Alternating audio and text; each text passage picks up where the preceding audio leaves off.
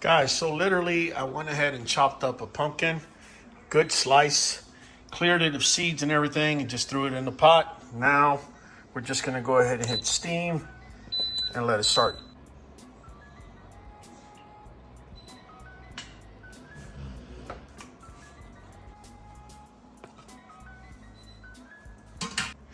So we're just gonna go ahead and chop it up. I mean, very easily, right? Very easy to chop up. So once we cut it, we're gonna go ahead and just grab the pieces and throw them in the blender. Now I'm missing some skin here. I gotta make sure the skin is on there. There you go. So we're gonna blend. Now, if you're wondering how much water you should put into this, I'm gonna let you make your own call. It all depends who you're making it for. In my case, I'm making it for a pregnant female, better yet, a female that's whelping. So the more water, the merrier. Now, I don't want to soup it up, but she needs water in order to make milk. Whereas if you're doing this for an older dog, you may not need as much, all right? So just want to throw that out there. Now the water, where am I getting it from? Getting it from right here. This very same place I had steamed it in, right? So it's in its own water. And for now, I'm making sure I have no more than say 8 ounces worth of water in there. And that's what we're gonna go ahead and puree with.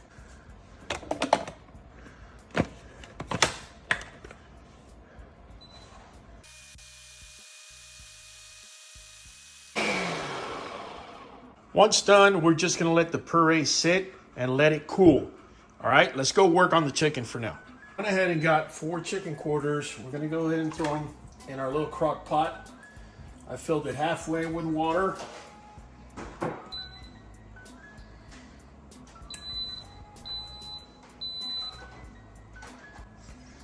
So we're gonna go ahead and put the puree inside of her tray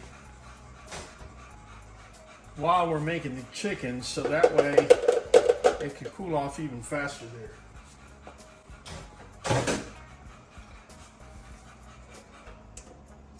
So how much puree do we give? Well, I'm going to tell you right now, because you're cooking the pumpkin, you're giving a high amount of fiber. So unless you have been slowly getting your dog accustomed to it, I wouldn't put too much the first time around, okay? Well, how much do I have in there? I literally have a cup's worth. Also, look at the consistency, okay? It's not that liquidy, right? We're trying to make sure our female's getting hydrated, but we definitely don't want to overdo it. Making sure this cools off is essential, and you'll see why in a moment. So what do I do with the extra pumpkin puree? I'll be honest with you guys, as soon as this video's done, I'm gonna do the entire pumpkin into puree. And then what we do is we grab us a Ziploc bag and we literally just pour the extra right in there, okay? Then you're able to go ahead and put that in a freezer. You're able to put that in a freezer. Now we're gonna go ahead and just go ahead and freeze it, all right? Leave it there. I'm definitely going to be having more packs like that once I puree the rest of that pumpkin.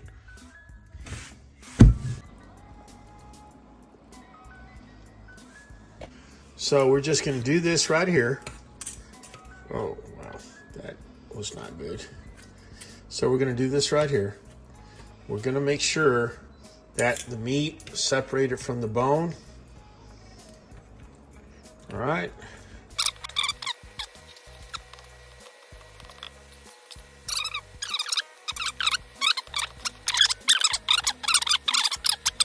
When it's raw, your dog's able to bite and the bone breaks clean. But when it's cooked, when your dog bites the bone, it will actually splinter. That's the reason why we don't give cooked bones to our dogs, right? So it doesn't matter if some meat goes with the bone. That's no big deal. You'll see why here in a second. But we just want to make sure there are no bones. Go ahead and touch around with your fork. All right, Once you got that set, the next thing we're gonna do is grab our bones and place them up here, right? Well, that one just fell in. I didn't want that to happen, but you get the gist of it. We're putting the bones, nothing but the bones up here, all right? Now the little pieces of meat that are with the bone, that's okay, because they're gonna be all ground up here in a minute. So I'm getting the puree, getting the bowl with the puree. I'm just putting it right here, right? Because that's where I want this to fall into. We're gonna go ahead and turn this on, and there we go. There we go. Love that noise. All right. You're seeing the bone coming out here, but it's coming out with a texture of that of sand, fine sand. Your dog's able to eat that. You got to keep in mind your dog is in milk production mode, so a lot of her calcium and possibly phosphorus and other minerals can be depleted if you're not feeding correctly. Some newbie breeders will show a dog with, you know, we'll have a mama dog with showing her spine and showing her ribs, and that's when you realize that, you know, that dog is not necessarily being fed as much or as often as she needs to. Now my girl is 80 pounds. I'm feeding her twice a day. She's got 7 puppies. Had she had, say, 10 or 12 puppies, more likely than not, I'm gonna feed her 3 times a day, okay? So we pretty much got our bone, what they call bone meal, right? That's pretty much there. Now, here's where you gotta be smart as a breeder. I can tell you my girl doesn't like green beans. However, I'm gonna give her green beans, right? And you never give anything out of a can, right? Green beans out of a can are high in sodium. So you wanna give them as fresh as possible. I'm trying to fit them in there. There you go.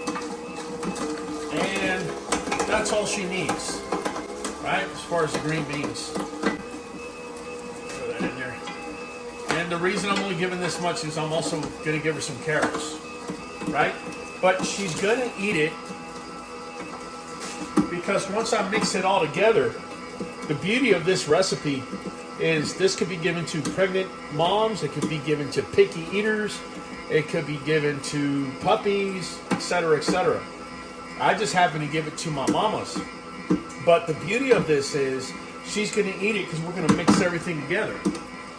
So there's no way that she's not going to eat her vegetables, right? Here we go. We even throw in a carrot in there.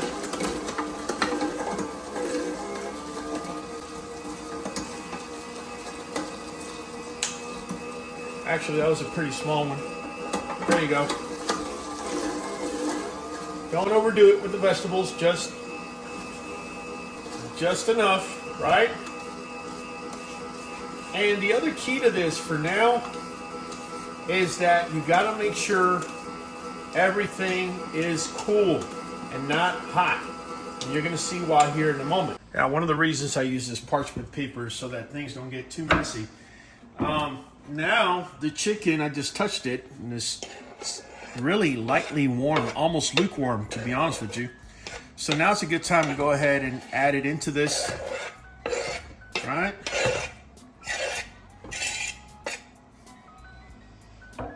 So, we're gonna go ahead and mix this, right? Now, of course, we cook this in batches.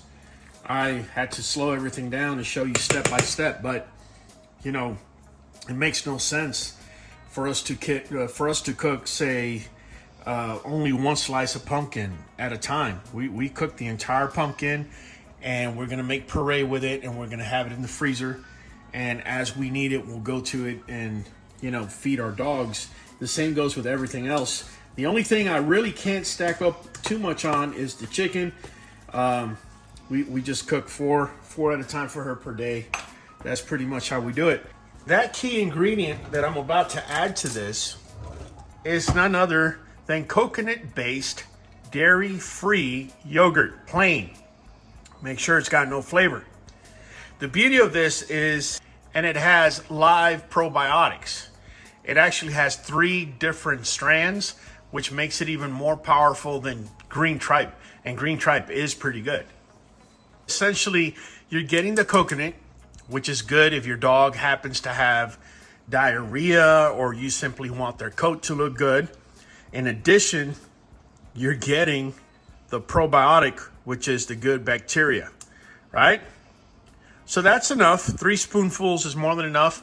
This little, let's see, 5.3 ounces. This cost me 78 cents at the grocery store. You can't beat it.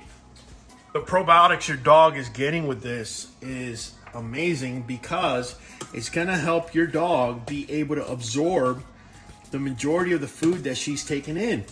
A lot of times you'll see mama dogs start to wither away, and sometimes you could even increase the food. It will not correct everything because it could be a lack of probiotics. And the last thing we're gonna add, of course, is gonna be NuVet and NuJoint DS. Yes, NuJoint DS.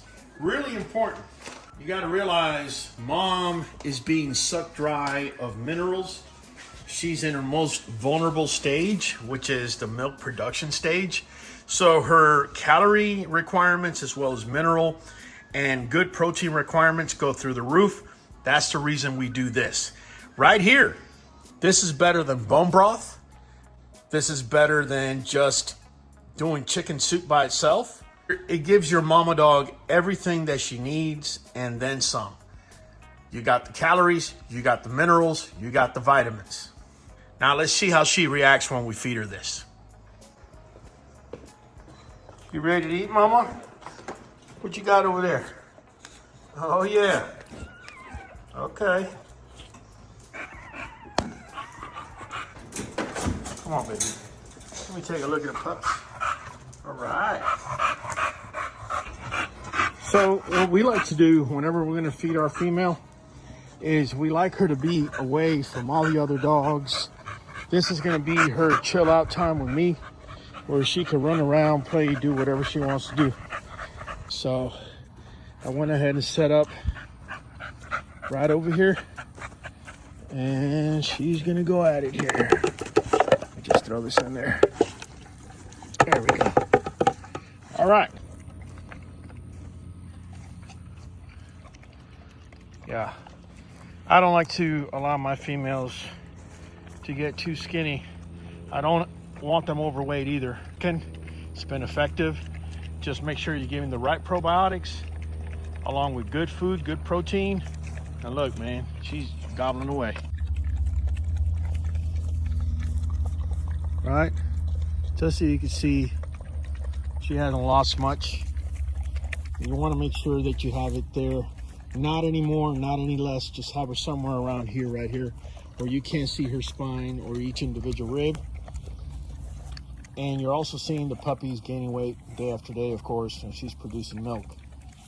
If you want to learn how to clear yeast infections and also through nutrition, making sure your dogs are healthy, click on these videos.